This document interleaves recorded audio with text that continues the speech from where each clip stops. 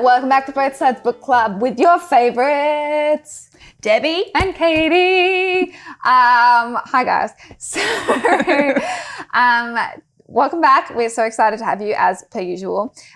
Today in this episode, we are going to be talking to you about The Cold Coast by Robyn Mundy. And I have to say, I absolutely loved this book. I mean, I know we say that all the time, but it has been so... We only choose goodies. Oh, yeah, I know. But it's been so hot here. So it's been so nice to read something where there's snow freezing, cold, and in the wild places, which I love, as you guys know, love wild places. So that was amazing. And also on top of that, I've recently been watching this series that is set in the Arctic, and it's a survival series. So I really felt like I was visually there in this book. So basically, to summarize what this book is about, in case you need a refresher or haven't read it, the main catalyst is this woman who is called Wanny, and which is also loosely based on a true story. It's true story. So Wanny was a real person. And however, it is fiction. And she was the first female trapper. The book is set in 1930s, and it follows basically Wanny in the Arctic in a hut with a seasoned trapper called Anders, learning how to trap foxes and other animals. Over the course of an Arctic winter. Yeah. Incredibly visual in the sense of... you really feel like you are there in the wild, and it just takes your breath away in so many ways. And absolutely love this book. So for this episode, because we're the best, as you know, we have the beautiful author Robyn, who will be joining us in just a second. Hello, Catie. Hello, Debbie. Hi. Welcome to Both Sides Book Club. Thank you. Thank you very much. Before we get started, I just have to tell you how much I loved this book. And I know I said that about all of our book club books, but particularly this, because have you heard of that series Alone on TV? No. Okay, I think you might like it. It's a survival series where it's like 10 different people get dropped in a certain area, and they're only allowed 10 items to survive, and they're completely alone, and they have to film themselves. And my partner and I like binge watching it like crazy. But as I was reading this book was the series that was set in the Arctic. And and it was amazing. So I felt like I had a very, very visual experience of reading a book, because like in the episode we see this man getting confronted by a bear, and then I read the book and I see Wanny confronting a bear, and it was just amazing. And so it's very, very real for me. And I think it's so true. You know, when you are on your own in that environment, you really have that sense that this place is bigger than you. You know, you're very much a visitor. Totally. And in the series you see that, especially you see the survivors. You've just got to have respect for the land. For sure, yeah. So great segue then.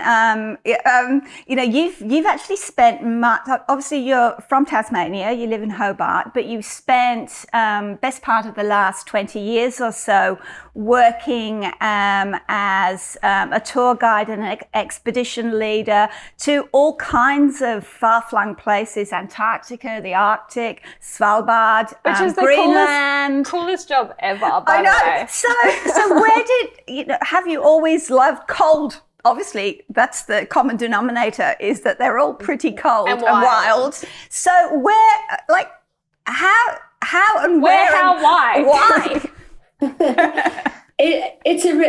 I'm not sure that I really know the answer, but I think the answer is that, you know, even when I was little, you know, I was fascinated with stories of, say, the Antarctic explorers, like the Australian Douglas Mawson and the photographer Frank Hurley. And I became really intrigued with those stories. And I'm not sure if it's the cold, because in my experience, no one actually likes being cold, including me. But there's just something about those edges, you know, the edges of places and being at those extremes that somehow capture my imagination, and including there's a little island off the southwest coast of Tasmania called Matsika Island, and it's actually the setting for my previous novel, where my partner and I spent about 10 months as lighthouse keepers and weather observers. just entirely on our own. And there was just something about that island and being right on the edge of the Southern Ocean that just seems to appeal to my sensibility. So would you say that was the inspiration for the book, or what would you say the inspiration for the book was? Well, I started, I've been working in the Antarctic since, the late 1990s, and I started doing ship-based tourism in the Arctic in 2001. And I reckon it would have been that first or second season we went to Vonnie's little trapper's cabin in Hornsey. And, of course, I had no idea about the history of trapping or the fact that there was a woman who was involved in the 1930s. But we motored into the fjord called Hornsey, which is on the southwest corner of this beautiful island of Spitsbergen. And it's just majestic. There are glaciers pouring down mountainsides, and it's just the most amazing vista. And the fjord itself is filled with icebergs. And then suddenly, this tiny speck, which turned out to be a cabin compared to the mountainous surrounds. I mean, it's just minuscule. And I remember looking at it and thinking, oh, wow, what a place to have a cabin. And when we went ashore and we went in and explored this little cabin, and, I looked around at the vista, I just thought, God, this would be a neat place to spend the summer. And then I learned from our onboard historian that it was used as a satellite hut by a female trapper called Wanny Woldstad, and that she was the very first female to go up to the high Arctic in that region and be a trapper and hunter. And that just piqued my interest. I just wanted to know more. So that was really the inspiration. And was it actually preserved sort of as a museum? Like you mentioned Mawson, so like Mawson's hut, obviously in Hobart, where that has been recreated with a lot of the original artifacts and so on from the Antarctic. Had it actually been sort of preserved as a museum, or was it just serendipitously still there? Pretty much left as it was. The last trappers to use it were in the 1970s, and a lot of their artifacts are still there, and you can tell, that it's a cabin that was used, and it's, the old mattresses are still there, and, a few dinged up old pots and bits and pieces. So it's one of the charming things about those cabins, and there are a number of them in Svalbard, is that they haven't been kind of converted into a museum. They've just kind of been left, and the climate itself preserves the wood. And, you go in and you have this sort of sensory assault of the smell of mildew and age and the fact that it is a place that's been used and then been left. I get the same. I mean, I love old houses. So I love going into, dilapidated, decaying old buildings and seeing scraps of wallpaper and things like that. I get the same sort of, sense from that. I want to know about the people that lived there and what's happened there. But that must have just been extraordinary out in that landscape just to come across that. And then to kind of find out, well, this little trapper's cabin wasn't the main base cabin. It was, one of the satellite cabins, and that they would travel 30 kilometres, either rowing a boat or travelling on foot over a glacier and down a mountainside to get there. And that they would do that regularly over the course of a season to kind of maximise their lease of land, which extended along this entire fjord. Could you maybe, like, for I know in your book it's very visual, but maybe for some of our listeners, could you maybe explain to us exactly how harsh that Arctic climate is? Because I think sometimes when we think of cabins, I mean, particularly in Australia, we're quite fortunate that we have people that maintain these areas for us. But in the Arctic, it's pretty barren, isn't it? It is. There, in a way, some people would look at that environment and think that it was kind of forlorn. It was more or less like a wasteland, because you could liken it to a quarry in a way. It's just kind of rock and ice, and the vegetation is tiny. It's because of the high latitude and the harsh conditions. The vegetation you actually get trees, you get birch trees, but they only grow up to your ankle. So there's just this sense of harshness about the place. But if you it took me a while to kind of fall in love with the Arctic, whereas the Antarctic, it was just an immediate love affair. You've got penguins, you've got lots of actions, you've got a very beautiful vista. But in the Arctic, it is so harsh that it takes a while to kind of grow to love it. And I think part of it is that sense of awe that you're speaking to, where it's almost a sense of fear, but also reverence that there's this amazing landscape, and we as a human are not part of it. And it could easily kind of scare the bejesus out of you, but you grow to really admire and love the harshness of the landscape. Totally. And I think it's one of those things my partner and I talk about all the time, that I think it's really good to be scared. It's kind of good to have something that is bigger than you. I think it makes you grow so much in a human. And I think without getting too philosophical in it, but we are living in such a safe world at the moment now. So to have the contrast of putting someone in that environment where it is just so every day, leaving the house is a risk, even being in the hut, it's a risk of if water comes in, it gets cold and you get exposure or whatever.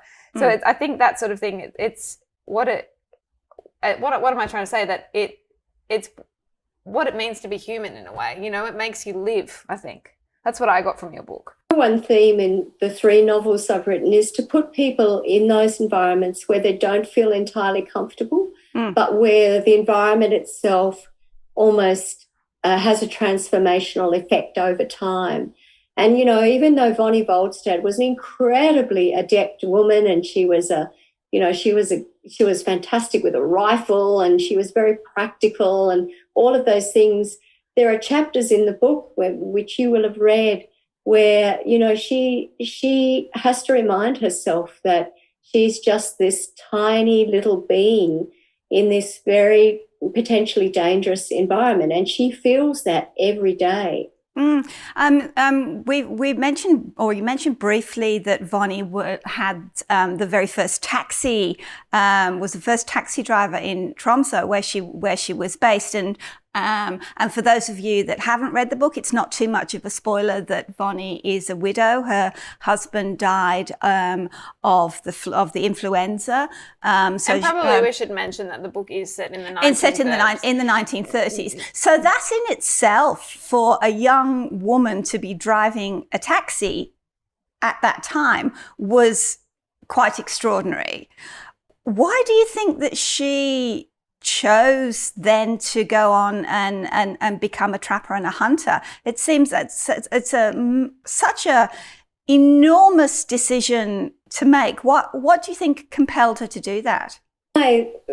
When I think about Wanny, and I managed to get hold of her memoir, which she had published in 1956, and I had it translated from Norwegian into English. And even though she doesn't talk a lot about feelings and all the kind of motivations for doing these things, you can kind of get a sense that she was a woman ahead of her time. She would never have described herself as a feminist, and she saw her duty as, just as much cooking and cleaning and the domestic side of life in the cabin, but she also saw herself being an equal partner in going out and trapping and hunting. And when I read what she's written about that time of being a taxi driver, I just think she was a real get-up-and-go woman. And, the fact that she could manage to run her own business as a taxi driver in 1930 was just extraordinary. And she would ferry the local trappers when they came home from Svalbard. She'd take them to the local beer hall called Mac. And, of course, they'd get a few beers in them, and then she'd ferry them back to their home again. And they'd be telling her these stories about life as a trapper. Cold Coast is an incredibly evocative visual book. I mean, you really, really feel as though you're there in the cold and the wasteland. Now, obviously, you've got lots of experience of that yourself, and I read somewhere that you take heaps of photos on your iPhone or your phone, wherever you are, to use as visual clues or cues rather when you're writing something. Can you talk to us a little bit about how that works for you, and how much, because I'm dying to know this, how much of your personal experience went into the book as opposed to pure imagination or things that actually happened to Wanny? Look, I use photos a lot, and I know when I was writing the various chapters, I'd just be going back through my own photos and photos that I sourced through research. And yes, you know, they offer a really strong visual reference, but also for me, having experienced that same environment, it just brings back the kind of sensory landscape. Right. You know, and for example, there's a chapter in the novel where Wanny is lost in the fog and she doesn't know how to get home.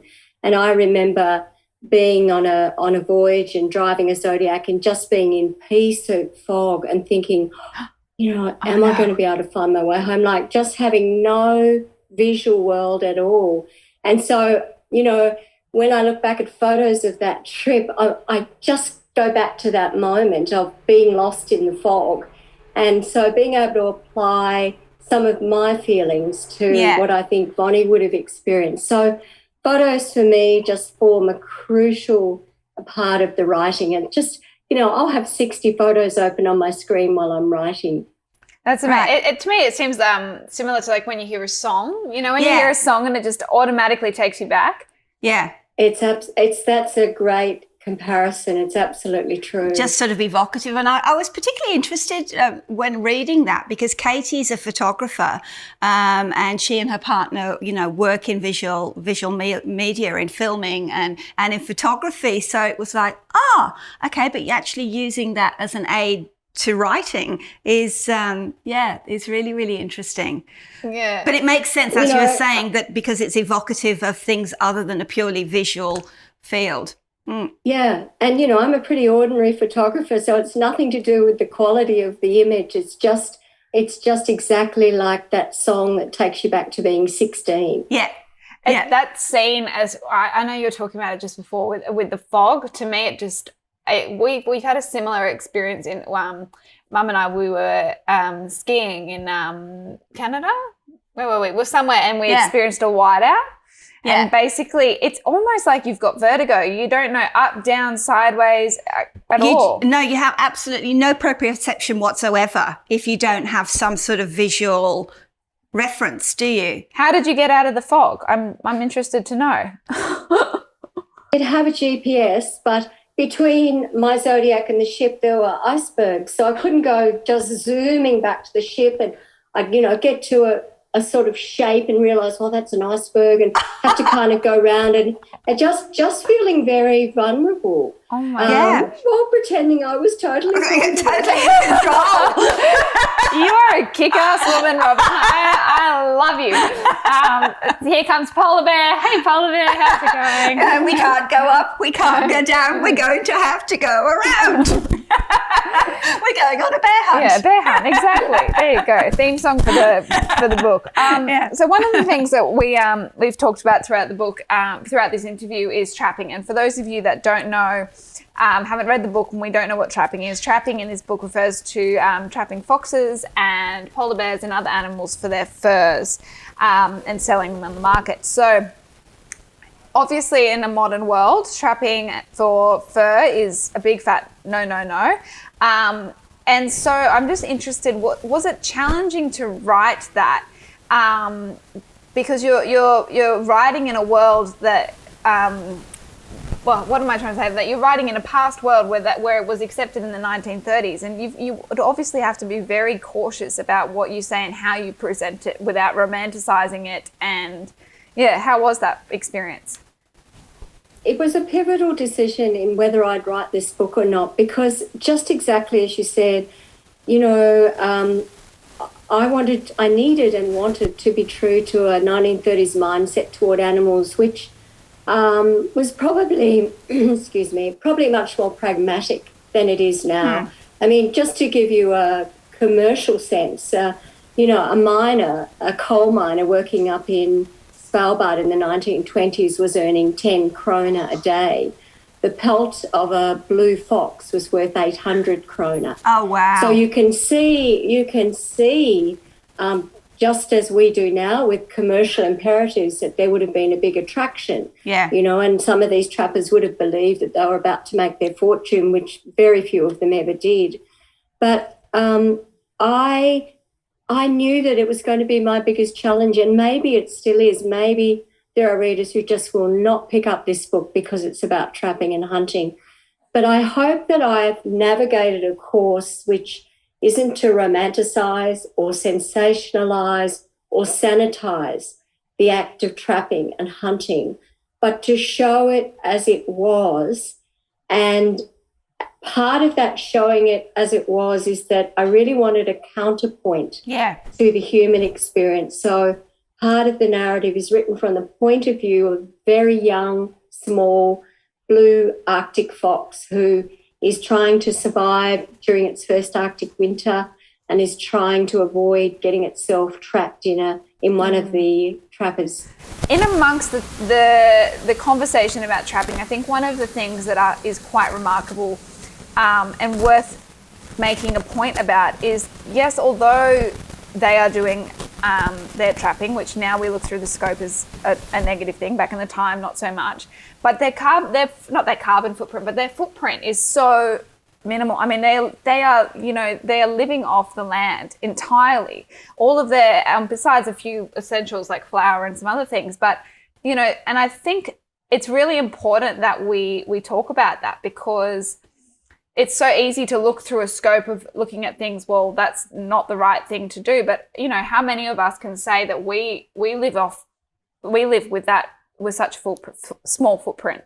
We all live an inconsistent life, don't we? And, in different ways, we're all still hunters and hunted. But in terms of my approach, I just refuse to stand in judgment of a bygone era. And I think if someone sort of took me to task on it, I would say exactly the answer that you just spoke about, and that is that these trappers lived a lightly trodden life, and which I think, and at the same time had a sense of wonder for this place. And I really hope that comes across, that I'm not in any way championing trapping. I'm just kind of sharing a story of what that era was like. But at the same time, every single one of these trappers was so emotionally connected with this high Arctic area. And I hope the reader might go away feeling that way too. Absolutely. I think one of the lines that really draws that out is when Anders sort of says, well, here you go, Wanny, like, you need to remember that this is the pay for your entire year. You've dedicated a year to this. So it's not like they're just going out there willy-nilly and taking a bunch of foxes. They're dedicating their whole lives a whole year to respect the land and to treat it accordingly. Wanny was an interesting person in that she was quite pragmatic about the hunting and the trapping, but she had her own kind of set of ethics where, they used a self-shooting trap to actually kill polar bears without having to sort of be there and shoot them by themselves.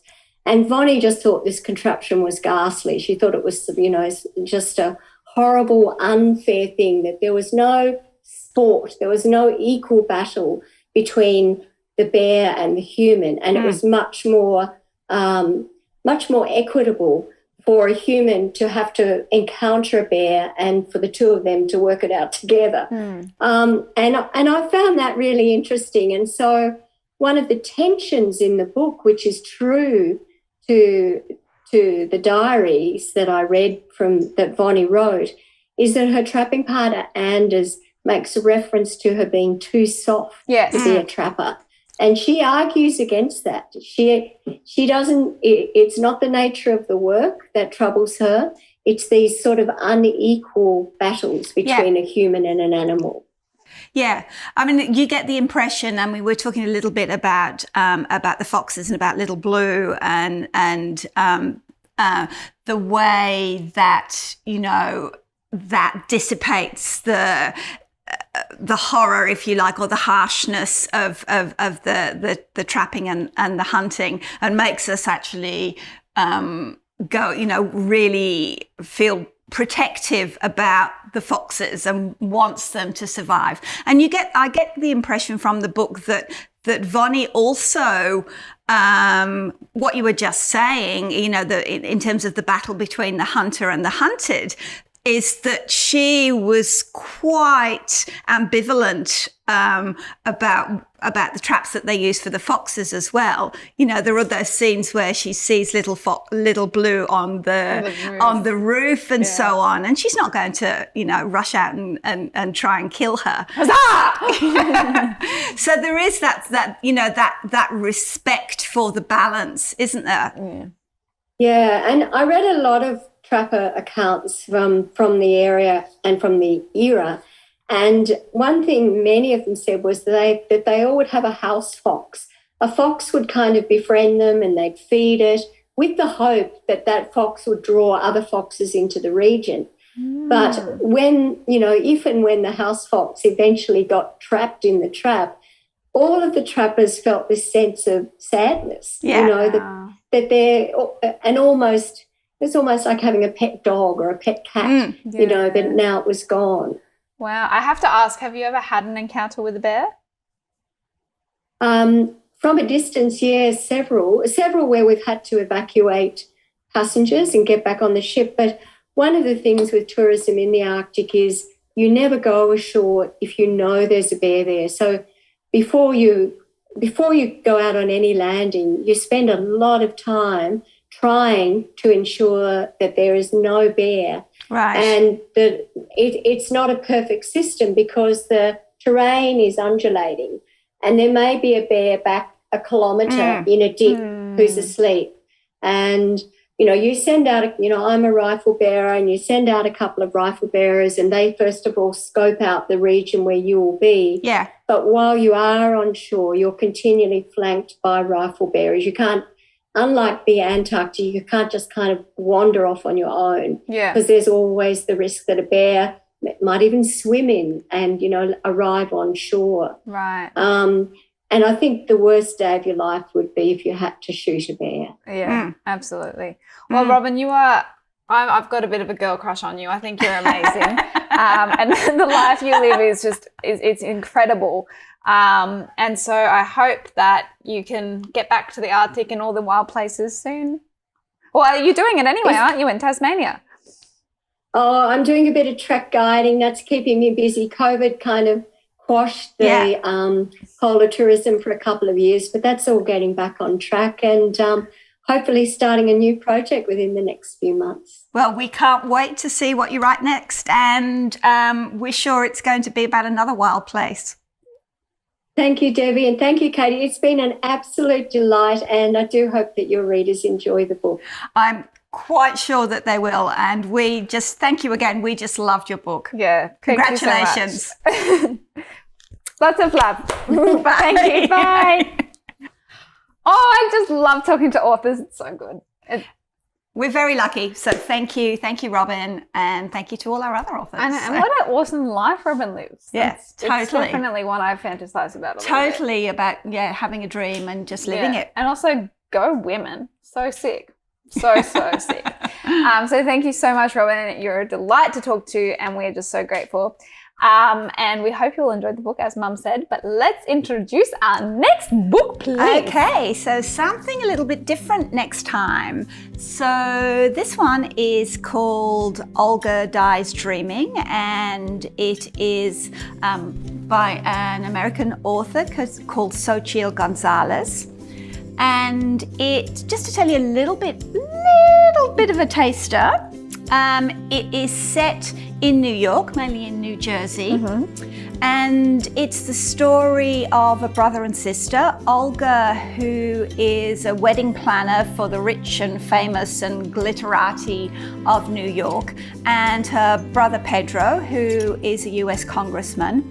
Now, they come from a Puerto Rican family, and both of their parents were kind of radical revolutionaries, and 27 years before the book is set, their mother just up sticks and left them. Disappears, decides she wants to do something more important with her life and go off and fight for whatever her political causes were.